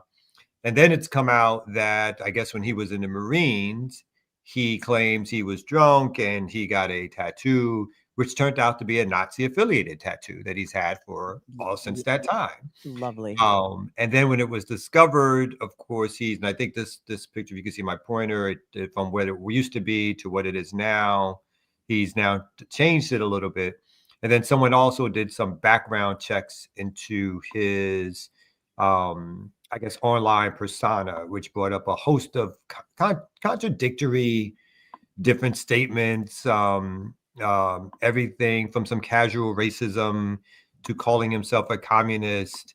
And I think he's highlighted as this person who is this left of center, again, pragmatic Democrat. You hear here, I think it's I always mess up the pronunciation of Jacobin. You're being lied to about Graham Planter. In this article, I won't go through it, but basically is a praise article about how he's the attempt to take him down. It's been a tough few weeks for Plantner, the political novice who's become the surprise frontrunner to take on Maine's long-serving GOP Senate incumbent Susan Collins. They're seeing a rolling series of bad headlines, but and here it says, but it's also true that that a handful of Plantner's comments that have been singled out for national attention in recent weeks are just a drop in the ocean of Reddit's posts, which span the Obama years to Biden presidency. They said the storyline is much more complicated than that. And so the storyline that they're saying is more complicated is that he's said things that have made him sound more lefty than not. Like he says some things like telling somebody who said they hated Afghan people or Islamophobic to fuck off and so forth. So the basic thing about this article is that it is suggesting that he's anti-fascist and worth a vote or whatever. And then lastly, I'll bring this article up to then begin the discussion. A New York Times reporter did a story on, which I think is essentially a similar point that I make and that some of us make, that, what the Democrats are willing to do in order to support a white man who speaks about the working class, right? Who fits their idea of reaching white voters. And so really quickly it says, and this is an opinion piece, all you have to do is take a passing glance at Plantner, a progressive candidate for the U.S. Senate in Maine, to understand why so many Democrats have been falling at the mouth over his candidacy for months. His beefy tattooed arms and weathered face make him look like a live-action Popeye. He's often styled in a dirty baseball cap, a ragged T-shirt, implying a sort of everyman machismo. It says there's this one teensy-wincy problem. It turns out that the friend of the white working class had a Nazi tattoo. The tattoo is a well-known symbol of official Nazis and Nazi-adjacent people and so forth. Planter said when he got it that he didn't realize what it was, and there's other people in his camp that says he knew exactly what that fucking shit was. So the last part about this, it says Chris Murphy, a Democratic senator from Connecticut, told CNN Jake Tapper that Planter sounds like a mistake-making human being who was, like many soldiers, going through a difficult time. The tattoo, in his words, implied, shouldn't worry us too much. Planter speak to working class concerns, and that is what the party must prioritize. Bernie Sanders, a longtime senator from Vermont, also had plenty to say. He had endorsed Planter earlier in the campaign after the tattoo debacle. Sanders did not revoke his endorsement, saying that there are more important issues worth our focus. Bernie's got us there. There are more important issues. A gilded would-be emperor. So to talk about Trump, of course, like that. And so I'm going to end with this part. Where's the part that I wanted to end with? So these senators are demonstrating a willful blindness that has become endemic in the Democratic Party. Their rhetoric and the conventional wisdom that flows from it suggests that we cannot talk about economic solutions without abandoning our commitment to the Black, Latino, gay, transgender, and female poor that are the lifeblood of the Democratic Party. The conceit at the heart of that belief is that poor white people are too racist and too uniquely ignorant of their racism to vote in their best interest. Therefore, Democrats have to accept a little racism to win the working class. And obviously they mean the white working class. So this goes back to some of the arguments that we've been having around, what the role of the white left is in terms of telling us in general to stop talking about race and racism, because we got to talk about class issues, because that's how we get the white vote kind of thing. And I think this is another example of them finding out something is like, there's like the finding out something about a candidate that they prefer, that they think looks the part, and who the Democratic Party, in terms of its elites and its liberal left elites, would want us to throw down for. And again, when something comes out about who this person is, as opposed to voicing real concerns about it, asking that person to make amends, potentially withdrawing support. They tell us, it's not that important. Our racist basically is better than their racist, and so we should support our racists because they're talking about an economic agenda. And so, in other words, you Black, brown people, other folks, you shut the fuck up and let us handle this. And so, I think that's part of that long, that slip into what the Democrats are possible, what the Democrats are up to, and where their real choices are. Right? It's a fight for that white working class vote, and everybody else has to just shut up and get on board. This is a Groundhog Day of a conversation because there weren't the same similar things being brought up about Joe Biden 2019. What year is this? 2025. Like, oh, well, yeah, Joe Biden was against, desegregating schools, using busing. Yeah, he said he didn't want he didn't want his kids to be bused to a Black neighborhood or vice versa. And yeah, sure, Joe Biden said that he would make jaywalking a capital offense when he was authoring the Biden crime bill in 94. Oh, but that was old shit, y'all. Yeah, he used to backslap it up with Strom Thurmond and Robert Byrd, known Klansmen. But guys, he's our best shot. I mean, what are we going to do? I mean, it's something about the liberals keep trying to sell us, racism light as though it's palatable. It doesn't taste that bad. Just, hold your nose while you're, taking a bite or having to pull the lever or whatever it may be. I mean, I need the whites to understand that y'all are racist, even the liberal progressive ones, because you tolerate racism. So there's that. If you have any stomach for it whatsoever, then it obviously doesn't bother you. And why would it bother you? It doesn't affect you. Like nothing about, and I'm looking at this race out of Maine and I'm like, whoo, this is white folks' business. I mean, I know it's, some non-whites, 50 or 150 non-whites in Maine, but y'all, this is big, ginormous white folks' business. And for the Jewish man, Bernie Sanders, Bernie, you're not bothered by a Nazi tattoo, is that right? Tell us more. What else doesn't bother you, Bernie? Like, come on. I mean, there's no standards here. Like, white folks can get away with whatever the fuck, from extremists like Trump on the right to this, this soft shoeing racism. I can't even call a Nazi tattoo soft shoeing, can we? But this is America, and this is just what we as Black folks, as would-be participants in this electoral system, these are just the hard choices, I guess, that we have to make at the end of the day, right? Are we going to go along with a party that goes along just to get along? I don't know. I know it. If he could unthrone or dethrone Susan Collins, if we're talking about the balance of votes in the Senate, ultimately, do I think this individual would probably vote for policies and laws that could benefit us? Sure. So from that respect, and strategically, it may be a fine thing to go ahead and support him. But again, he could also do a flipperoo, right? Wasn't it J.D. Vance who at one point called Trump Hitler? Mm-hmm. He seems to have changed his mind. You know what I'm saying? You can't take these crackers at their word, unfortunately.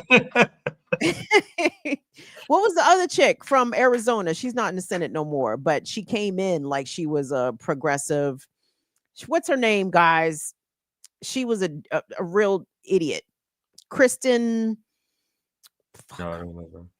And people are also talking about Fetterman from Pennsylvania. Another one, right? He talked very progressive in terms of the campaign. Very. Was somebody saying Sinema? Is that the name? Sinema. Yes. Thank you so much. Kirsten Sinema. Yes. She came in talking real loosey goosey, progressive like, and then all of a sudden, wow, she was a toss-up vote on a number of things that I think Democrats assumed that she would automatically be in support of, and she wasn't. The long and the short of it is you cannot trust white folks, even so-called white, well-meaning ones. I'm so sorry to our white friends. We love y'all. We trust y'all though, and not wholeheartedly, because I think it was somebody. There's a very famous saying. It wasn't it Muhammad Ali when he was talking about trying to distinguish between good white folks and bad white folks. Like if you show me 100 snakes and telling me that 3 of these snakes are non-poisonous, non-venomous, and won't bite me, how am I supposed to figure out which of these snakes don't bite or are not venomous? I got to put myself at tremendous risk just to figure that out. Are these the kind of risks we're trying to put ourselves in? We got to figure it out. We got to stick our hand in there to pull out the 3 non-poisonous snakes. And it reminds me of Malcolm's continual warning to us about the wolf and the fox, and around who's a white man that Malcolm said he trusted. He said John Brown. That's right. And why did he say John Brown? Because he put his life on the line for something, right? He picked up guns in terms of fighting against a system of oppression. He's like the liberal means us no good for the very reason that Kim is talking about. The liberal will change their views. They'll tell you one thing and do another. Again, it was under a liberal regime that the genocide in Palestine was not only started, but was encouraged and paid for by the United States of America, that the Kamala Harris never, ever went back on, never would say a bad word about Israel. So, in terms of the policies that she geared towards Black people, particularly Black men, it was weed and crypto, right? That was going to be our salvation. That was her policy for Black men. So these folks, again, whether white or Black or whatever, but particularly the white ones, they grow up in this racism. And so people keep on asking us, because somebody has leftist views or somebody's a communist, can he be racist? Well, fucking yeah, they can. Do you think because, again, even as a left person, you think just because someone has economic views of the economic plight of the working class, that they also don't have ideas around who should be on top and who should not be? Or they didn't grow up in cultures and in systems that were embedded in racism, did not adopt that racism, and have not done enough necessarily to fight back against it in some way. Again, this dude had he never took that tattoo off until it was exposed. It wasn't like he at some point was like, man, I was young and stupid. I was in the fucking military. I was drunk. I was out of my mind. A year later, 2 years later, 3 years later, 5 years later, 8 years later, 10 years later. I think it's 18 years later that this dude had only had it removed once it became a political liability in the Senate's race. So up until that time, he spent almost 2 decades with that, every day seeing that tattoo in the mirror without one single fucking problem. And that speaks to somebody's views and what somebody believes, that they would tattoo that shit on their body and never have it removed. I'd rather somebody say to me, and be as straightforward as possible, or do it in such a way that was like, yes, I did have that too, but I removed it 5 years ago. I removed it before I was a public person, because my views shifted and changed, or I was stupid and dumb when I did it. Not the whole idea he's trying to push is that he didn't really know what it was. He was just drunk with his Marine friends. 18 years, you couldn't figure out what kind of tattoo that was? But it also go ahead. I'm sorry. There's no consequence for white folks for outwardly displaying symbols of white power, right? I'm sorry, this man never went to the beach. You never went swimming in 18 years. Like, you never took your shirt off in any circumstance. So it was visible to others. Like, other people saw this. Your children probably saw this. Other people saw this. And even if they did ask you about it, it wasn't enough to shun you or to ostracize you, or even to motivate you to get it removed sooner than now, right? No consequence for it, Kamal. Mm-hmm. You understand? There's no penalty. Yeah, the largest party in the country, which is the Democratic Party, I still think, is still endorsing him, still pushing him forward. Who did they not endorse? The party? They did not endorse their 2 so-called most progressive Black House of Representative members, Cory Bush and John, I think about Bowman in New York. Those folks had very progressive liberal views. They weren't endorsed by they had their they were challenged in the as incumbents. They didn't have any Nazi tattoos. They had, I know people, it's not the equivalent, right? No one took their shirt off and they had a Black Power fist.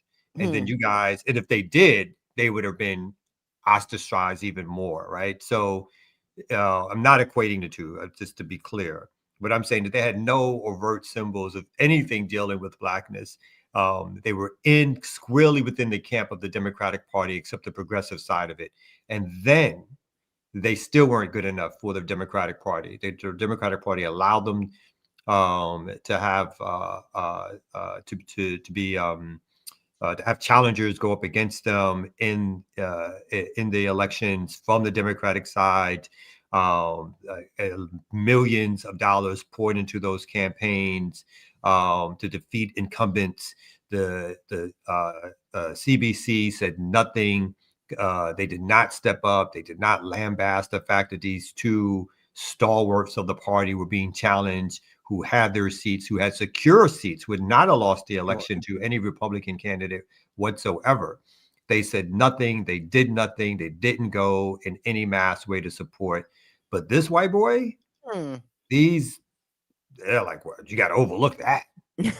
That's not that important. And it's also interesting to me, like the miseducation of Americans at large, right? Because I mean, Black people, we are deeply miseducated about, our role and our contribution to this country. But white folks also are deeply miseducated about American history, because if progressive whites are getting excited about this guy, I'm sorry, is he a radical?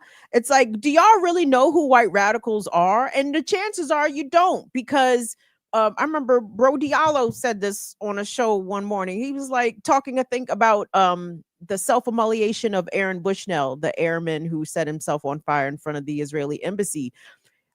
He was like, you're never going to know this guy's name in history, because radical white people from the left or for righteous causes, they try to erase them. They don't try, they do erase them from history. You don't know their names. You only know John Brown, right? Like white folks don't know about Mother Jones or, other radical whites, not only for working class people, but for abolition and other things. But no, we don't know them, and we should, because then you could have something appropriate to compare these modern day phonies to. You know what I mean? This guy is no real radical. Let me tell you about so and so. Yeah, then you would have a history that says there is an alternative radical history that you can endorse, that you can love, that you can be a part of, as opposed to trying to do this balancing act between the so-called revolutionary leaders that you just can't call out as white nationalists or racists, the richest people in the fucking colony who are fighting a war, not for anybody's liberation, so that they can own all the shit. You know what I mean? It wasn't about redistributing resources. It was about them owning all the shit and keeping slavery going, right? They weren't interested in working class issues or anything of the sort. But because you're right, we're so colonized in the mind or given this propaganda, and particularly for these white folks, is like they embrace that history or find ways in which they continue to embrace that history, particularly when they make public campaigns, because they themselves don't know that the alternative radical history of folks who have fought against on principle, not because they were getting something out of it, but based on principle, putting their lives on the line to fight back against injustice, to fight back against racism, to fight back against white nationalism, to fight back against capitalism. You're right. That is the history that needs to be the history that these white lefties go to, but instead they're busy trying to, tell us that the main dude with the white racist Nazi tattoo is going to be looking out for our best interests, and so therefore we should just shut the fuck up and get in line. And again, that's supposed to be that one magazine is left. Say it again. I said, and he's endorsed by the most progressive Jew. I mean, the mental gymnastics, y'all. Like, what the fuck? Somebody really needs to check Bernie Sanders. Like, sir, are you being serious right now? Bernie Sanders can still barely admit there was a genocide. He can barely talk. He can barely get the word out of his mouth when talking about what Israel did. So there's I mean, this whole idea that he was the savior or whatever. And if people, I don't even like the idea that they put across to try to say that the election was stolen from him. I was like I know there was inconsistencies or there were things that they did to suppress, but I mean, and he did a great job of lifting up somewhat of a left politic. But he did that, and I remember he came to Atlanta doing one of his runs. Again, he did that with downplaying and constantly making sure that people did not speak about race, right? And anytime the topic came up, he poo-pooed it and went back to economic policy lifts all boats. Let's not talk about race, because again, it will make white people upset. And that's the last thing that we can afford to do for their purposes. Check your email. I allegedly sent you something. I'll check it right now. But it's an allegation. It may not be true. It's an allegation. Thanks, everybody. Remixers, we appreciate you being here this morning. Please engage with the content, like the video, even though YouTube be ignoring us and shit.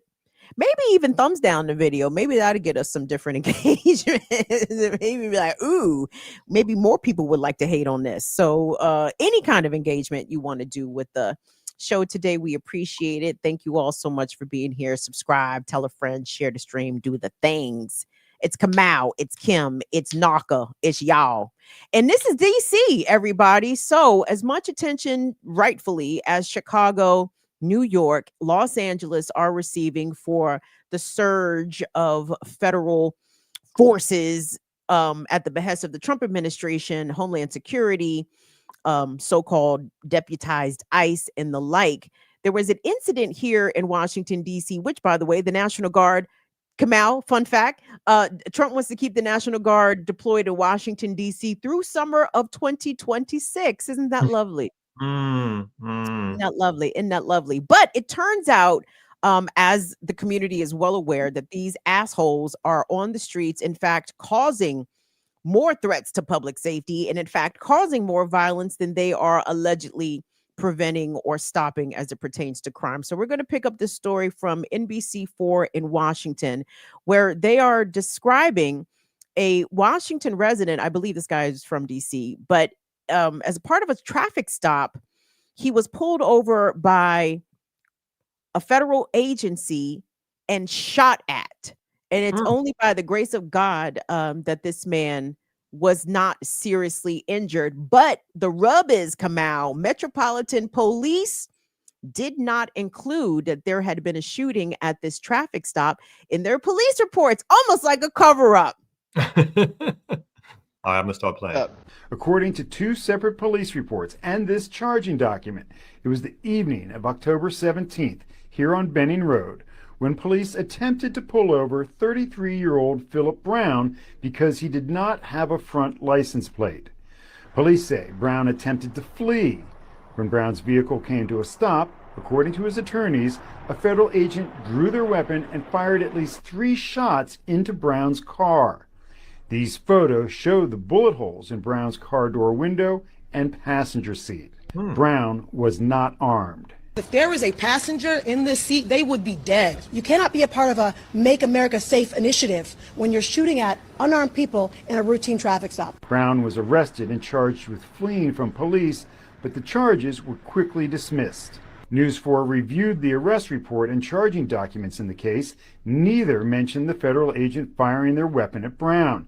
In fact, the police report indicates no shots were fired. A spokesperson for MPD tells News 4 the shooting is under internal investigation. Mr. Brown is traumatized.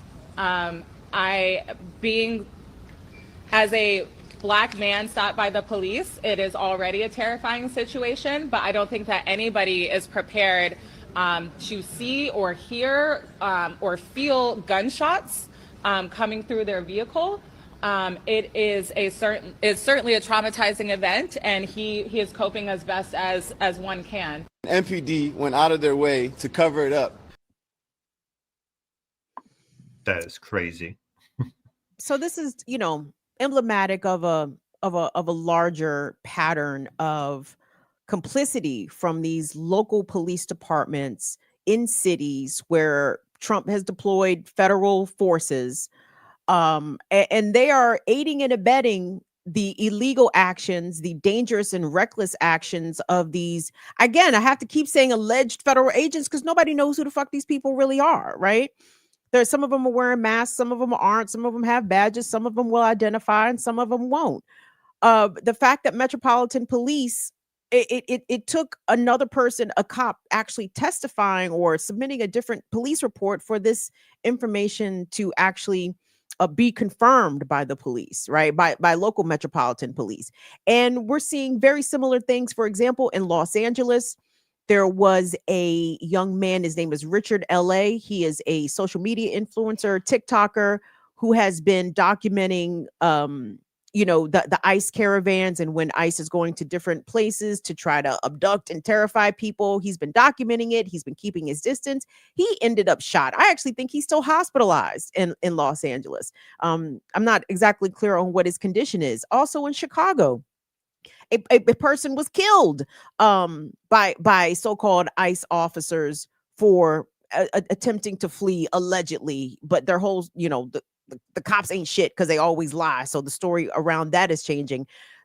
Police and Illinois state troopers, Chicago police and Illinois state troopers are assisting ICE and Homeland Security and FBI. So it's like you have these Democratic run cities, Los Angeles, Chicago, DC, and all of the local police departments are complicit with these illegal actions being done on their streets. And it's like, if we ever trusted police, which we definitely did not ever, any credibility that these local police departments may have had in the community is shot, because it's like you guys are accompanying the Gestapo, so that makes you Gestapo, right? So what's the difference?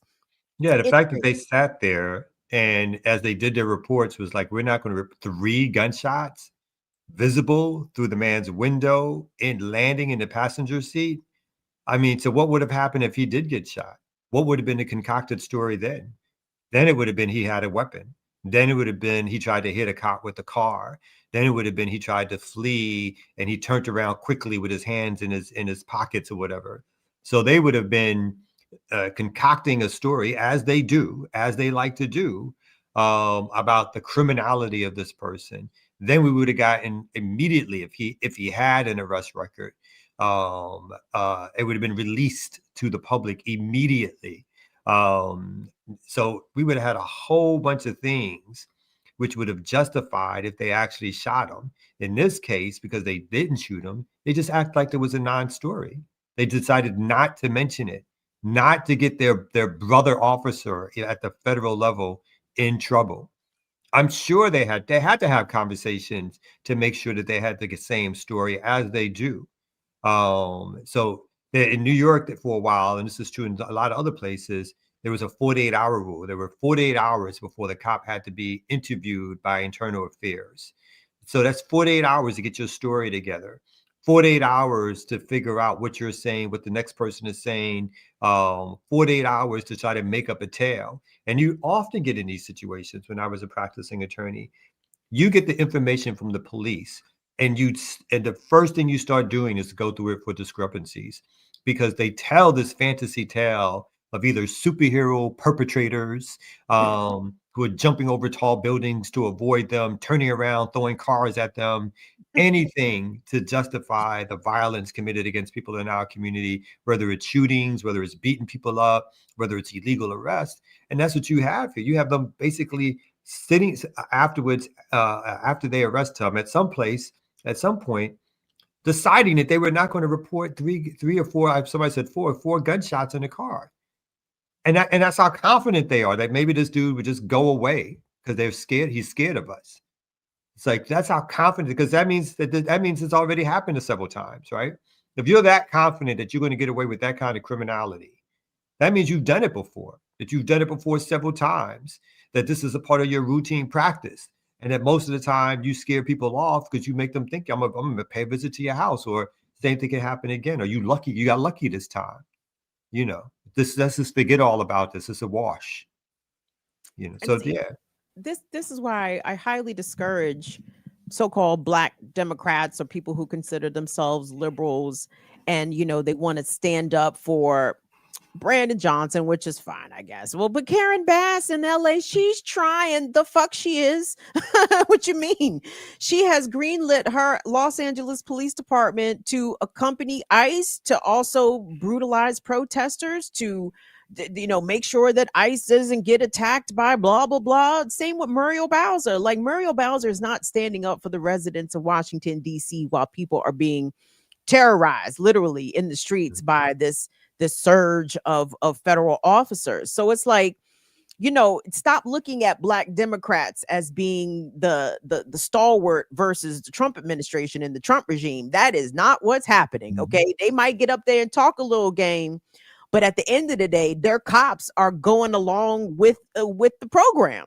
And truthfully, even if these Black Democrats wanted to stop them, which I'm not convinced they do, but I don't think Karen Bass, Brandon Johnson, they can't stop these officers from sidling up to the with whoever else is on the thin blue line, right? The blue wall is blah blah blah. Like, this is the cops are cops. They're going to side with the federal cops. They're going to side with everybody against the public, against dissenters, against protesters, against migrants, against the so-called enemies of this administration. And the police and these Black Democratic leaderships are not our guardians, and we should not think of them that way. That's why I was like, where is the statement from the mayor of DC at the very least, right? Like if you can't stop them, what are you doing to let us know that you're not on their side? Where is the statement from the DC mayor saying this is untenable? This cannot happen. This should not happen. This will be investigated right away. Condolences for the near life taken, or sadness for the near life taken by our officers or federal officers working side by side with the local police. Where is that statement? Where's the promise of investigation?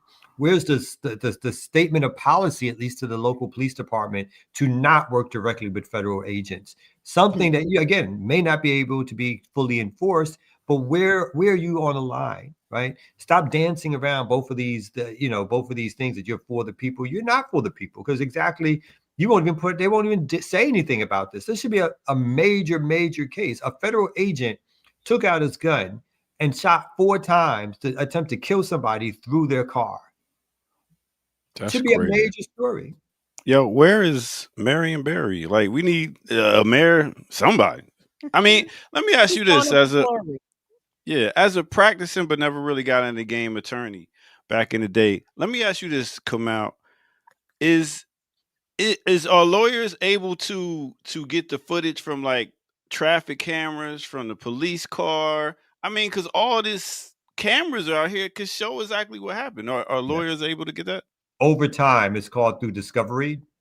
So you have to make some things you ask for in terms of your discovery request. And then if there's more information out there after they turn over what they're supposed to turn over, then you have to make special discovery or another request for it.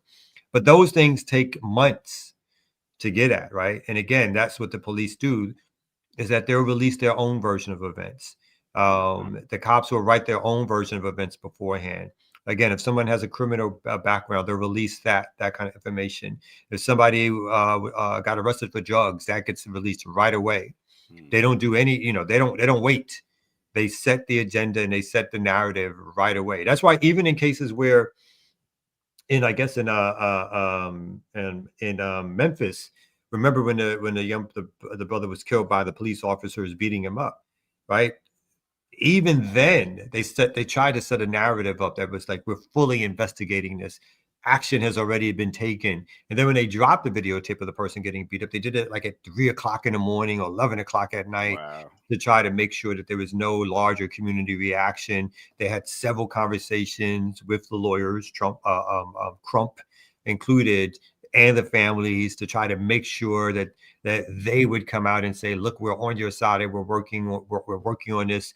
We want the best outcomes. And so the state, the city, they have all these resources and ways in which they influence you, to not come out and say they tried to murder They tried to murder our people, or they did, in that case, murder somebody.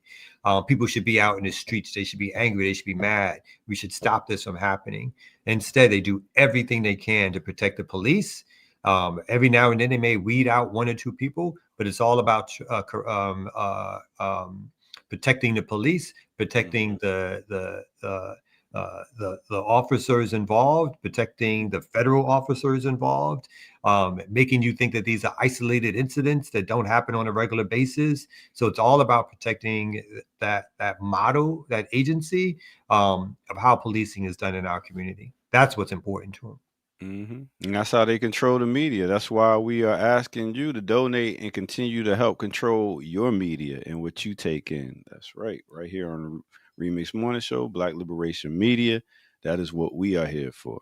All right, another great show, y'all. I had a good time. Well, let me just let y'all know that y'all could come right back here at 11 o'clock as me and Richard Pryor get busy on the turntables. What you gonna do with Richard? You gonna do like his jokes? You gonna do like you gotta come and check it out.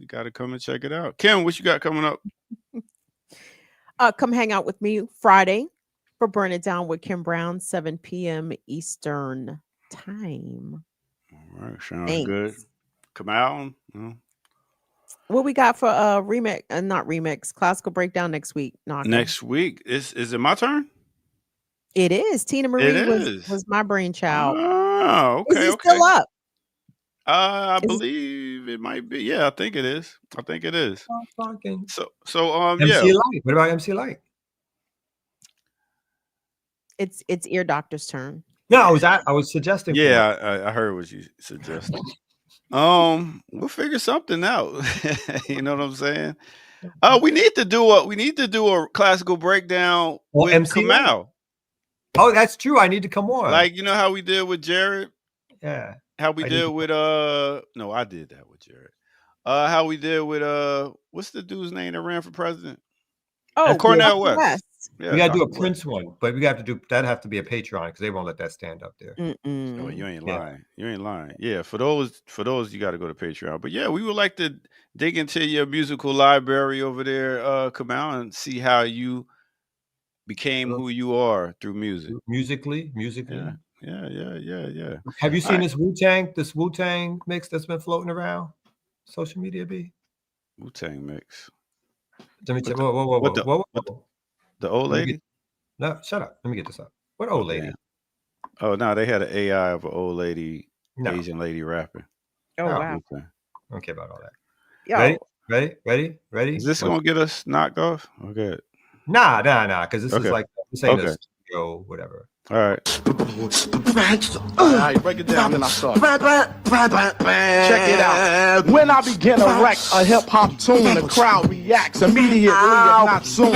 I'm black and proud, I move the crowd, I raise from hell. Yo, my lyrics alone rock the bells of those who say that it's me, they want to scar. That's like George Burns without a cigar. Some come in the game and project the hard image, but they can't never get past the line of scrimmage, because I'm on a defense. With a tough sequence, and you lack the knowledge to understand a pretense. So just from not planning it right, you got sacked by a blitz of rhymes that were broken down to stacks. Yep. Woo! Come on now. The genius with ODB on the beat, huh? That's Kamau in this Wu-Tang, Imagine lineup. Kamau is the Jizza, the genius. Not right. No, we've been through this. We have. I mean, how many times do we have to go through the same conversation? All right, so yeah, come back tomorrow morning at 8 a.m. We be back with some more Remix Morning Show. And listen, y'all have a great weekend. Come back at 11 and rock with me. Put it on for your lunch mix. All right, this is the Remix Morning Show. Sorry. No, thank you, brother. Remix Morning Show, y'all, and we are out of here.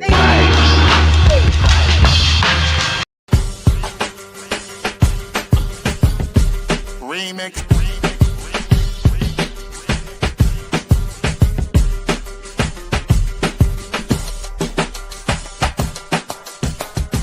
Remix.